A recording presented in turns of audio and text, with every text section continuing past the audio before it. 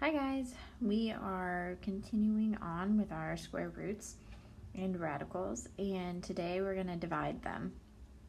Um, it doesn't really work the way it sounds like it would work. You don't just divide the numbers out. There's actually rules that go along with it, and there are some things that we can't have when we're talking about fractions and square roots, so we just have to be careful. The biggest thing, first of all, this is the quotient property, which just means if you have a fraction underneath one square root, you can simply take the square root of the top and the square root of the bottom. So whenever we're given one of these questions like this, where you have a single square root and a fraction underneath, we are always going to rewrite it with two separate square roots. Okay, so instead of just dividing 49 and 4, that's going to give us a big mess. So we're going to rewrite it with the square root of 49 over the square root of 4. Okay. Once you do that, if they are perfect squares, you can simply take them out of jail and make a new fraction. So 49 was a perfect square. It got to come out as a 7. 4 was a perfect square, so it got to come out of jail as a 2, and then we were done. Okay. As long as they're both perfect squares, that's super easy. The problem comes when, especially the bottom of the fraction, the denominator is not a perfect square. We have to fix it, okay? So that's what the majority of this is going to be based off of. But you have to understand, if you have a fraction under one square root, the first thing you need to do is split it into two separate square roots and then go from there. So this is the biggest rule, okay? Radicals or square roots are not allowed in the denominator of a fraction, okay? So you cannot leave a square root at the bottom of a fraction. That's not proper. Okay, so you have to rationalize the denominator. That just means get rid of the square root off the bottom. So if we have the square root of, let's say, 7 over 2, okay? First of all, you have one fraction underneath the square root, so you'd split it into the square root of 7 over the square root of 2. Then you ask yourself, are either of these completely perfect squares? So 7 is not a perfect square, so it has to stay where it is. 2 is not a perfect square, so it also has to stay where it is. But we don't like the square root on the bottom. That is not okay. You cannot leave that there. So the way that you rationalize it is you multiply it times itself. I don't like the square root of 2, so I just multiply it by the square root of 2. But just like anything else, if we do something to one part, you have to do the exact same thing to the other. So if I multiply the bottom by the square root of 2, I also have to multiply the top by the square root of 2. Okay? We're going to come back to this in a second once we figure out why we're even doing this. So if you look at these examples down here, all we're doing is taking a square root and multiplying it times itself. So the square root of 3 times the square root of 3, 3 times 3, is 9. They were in the square root, so they stay in the square root. But then you go, oh, 9. 9 is a perfect square, so it gets to come out of jail, and 9 comes out as a 3. So you got rid of the square root. Come over here. Taking the square root of 6 and multiplying it times itself. 6 times 6 is 36. They were in the root, so the 36 is in the root. But then you go, oh yeah, 36 is a perfect square. It gets to come out of jail as a 6. Okay, so you got rid of the square root. Think about it.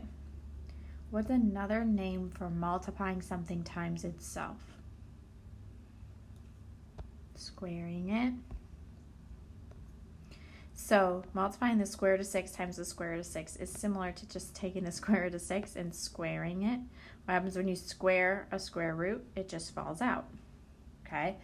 Unfortunately, you can't just say we're squaring it when we're to actually have a fraction, because you have to be able to do the same thing to the top. So we write it out. Instead of just saying we're squaring it, we multiply it times itself so that we could also do the same thing to the top. But that's why you're doing it, so that it falls out. So if we go back up here,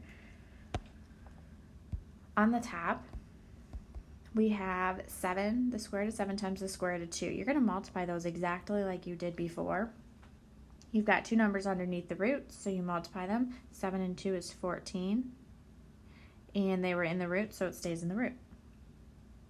The bottom is the whole reason why we did this. The square root of 2 times the square root of 2 is the square root of 4, but what do you know about the square root of 4? It's 2. So when you multiply a radical times itself, the number inside just falls out. So radical 2 times radical 2 just ends up being 2.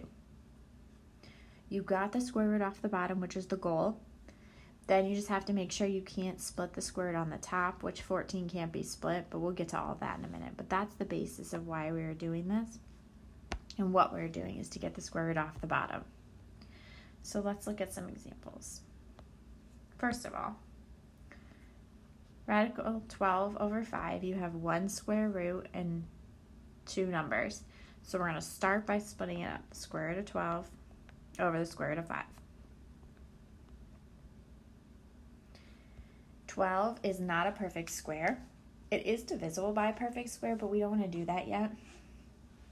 Unless it says, unless it's a completely perfect square, just leave it in the square root, okay? On the bottom, 5 is not a square root at all, so, and we don't like that on the bottom, so we need to fix it. So the way you get rid of it is you multiply it times itself. So I'm going to multiply the bottom by the square root of 5, but whatever you do to the bottom, you have to do that exact same thing to the top. On the top, you have 12 times 5, which is 60, so that gives you the square root of 60. The bottom is the whole reason we did this, okay? And radical 5 times radical 5 just falls out as a 5. So we have the square root of 60 over 5. So the first problem was to get rid of the square root off the bottom, and we did that. However, we are not done, because the second thing we had to take care of is simplifying the square root on the top, okay? 60 is not a perfect square, but it is divisible by a perfect square. So now you have to do what we did last week, where you're simplifying that square root. So you're finding the biggest perfect square that divides 60. The biggest perfect square that divides 60 is 4 times 15. 4 is your perfect square, so it gets to come out of jail as a 2. The 15 stays inside, and your bottom is still just a regular 5.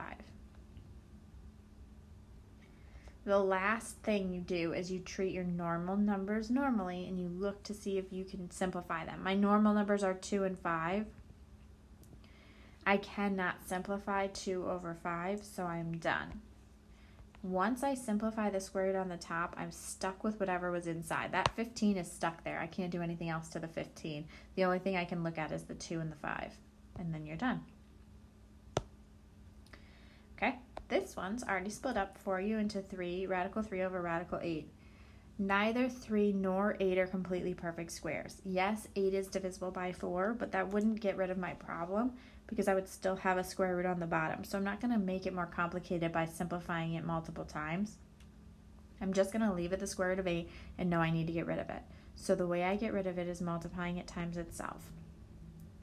Whatever you do to the bottom of the fraction, you need to do the exact same thing to the top, so I need to multiply the top by radical 8 as well. On the top, the 3 and the 8 are both in the square root, so you multiply them and leave your answer in the square root, which gives you the square root of 24. On the bottom, square root of 8 times the square root of 8 just falls out as an 8.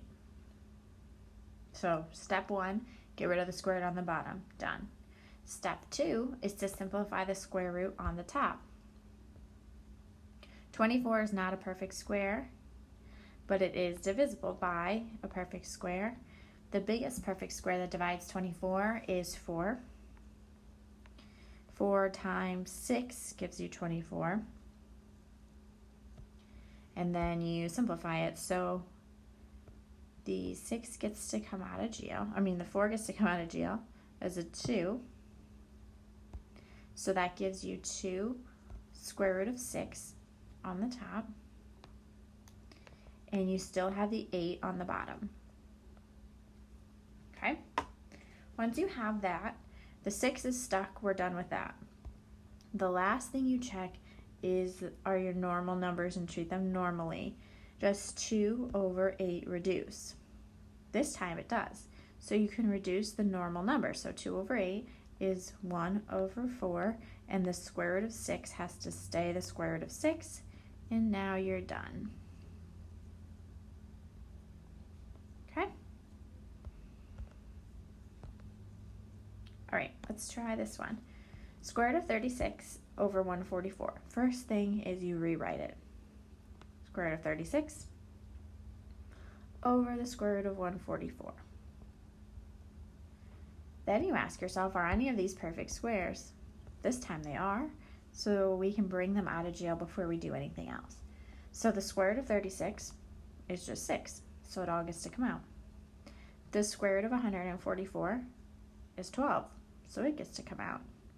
So we don't have any more square roots, so that part is completely done. The only thing left is to simplify 6 over 12, which is just 1/2. So that one was really easy. Just don't make your life difficult. If you have perfect squares, use that to your advantage. All right, last one puts everything together. You're both multiplying and simplifying. So multiply first, exactly like we did before. To multiply fractions, you multiply straight across the top and straight across the bottom. So 2 times 7 is 14. 7 times 3 is 21. Everything was in a square root, so I'm just going to put these in their own square roots. Okay? Neither of those are perfect squares, so I need to rationalize the denominator by multiplying it times itself. Whatever you do to the bottom, you have to do to the top. So, on top, 14 times 21 is 294, and it's going to stay in the root exactly how it, just by multiplying them. The whole point of the bottom is that the 21 falls out, so you don't have a square root anymore on the bottom. So step 1, get rid of the square root off the bottom. Done. Step 2, simplify the square root on the top. Is 294 a perfect square? No. So you have to find the biggest perfect square that divides 294. So you would go through your list, just like you have been this whole time, and you would find the biggest perfect square that evenly divides 294. When you do that, you're going to find that the biggest perfect square is 49, and it's 49 times 6. That gives you 294. So 49 was perfect, so it gets to come out of jail as a 7. 6 has to stay in jail, and your denominator is still 21. So we got rid of the square root off the bottom, simplified the square root on the top. The last step is to treat your normal numbers normally. So 7 and 21, those actually do reduce. So 7 over 21 is 1 over 3, and your square root of 6 stays the square root of 6. Take it step by step. Make sure you always are simplifying the square root off, or getting the square root off the bottom first. Then you are going to simplify your square root on top, and then simplify your normal numbers last. As always, if you have any questions, let Ms. Bowerman or myself know. We are doing the Dividing Radicals worksheet, and we'll talk to you guys later. Bye.